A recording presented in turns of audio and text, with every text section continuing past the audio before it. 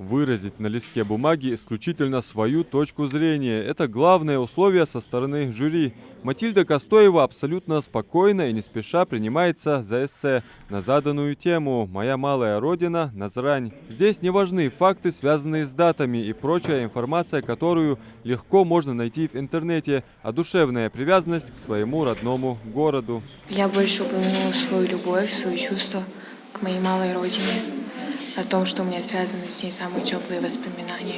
Подглядывая за их текстом, можно наблюдать абсолютно разные мысли. Одни передают рассказы дедушек и бабушек про величавую крепость, о том, как строилась и развивалась Нана-Нясаре наперекор любым невзгодам. Другие описывают современные красоты, благоустроенные парки, скверы, многочисленные монументы героям ингушской национальности, отличившихся в разные века непоколебимой смелостью и отвагой. Все, кто сегодня пишет эссе, планируют связать себя в будущем с профессией журналиста. Сейчас они занимаются в специализированном кружке.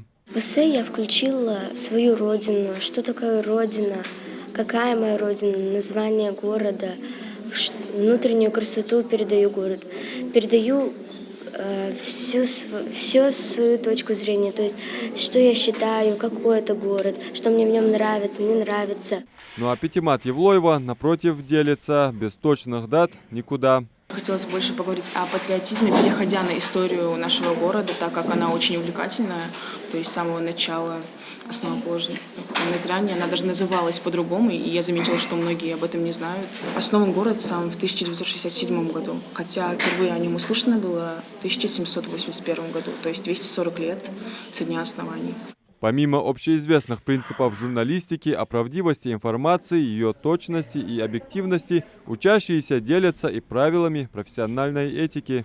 Я считаю, что журналист должен быть грамотным, он должен уметь писать правильно, без повторений, чтобы все люди хотели услышать его.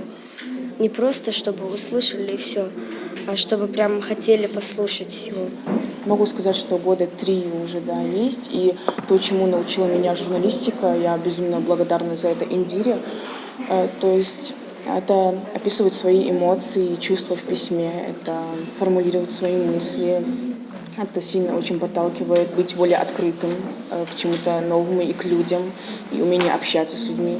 Эссе посвящено 240-летию со дня образования самого крупного города в Ингушетии, ее экономического и культурного центра. Один из членов жюри, Шамсудин Боков, отмечает заинтересованность ребят в эпистолярном жанре и то стремление, с которым они взялись за дело. Было очень приятно увидеть, что много детей сегодня принимает участие в этом мероприятии, проявили интерес к этой теме. Я знаю, что в школе номер 3 существует кружок «Юный журналист», и руководит им известная ингушская журналистка Индира Аушева.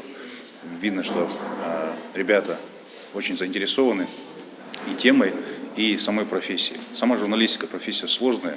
К сожалению, не так много ребят, которые дальше поступают, учатся, выбирают эту профессию.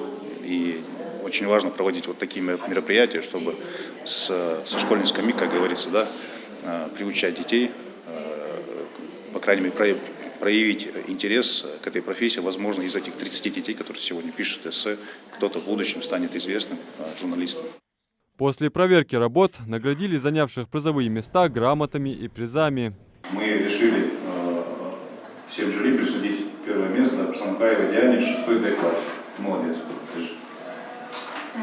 Город Назрань с населением порядка 130 тысяч человек, с внутренним делением на 4 административных округа.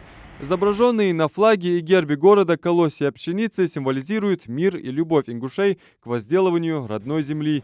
Все эти факты ученикам знакомы, и теперь появилась хорошая возможность их применить. Адам Мережков, Магомед Дидигов, Новости 24.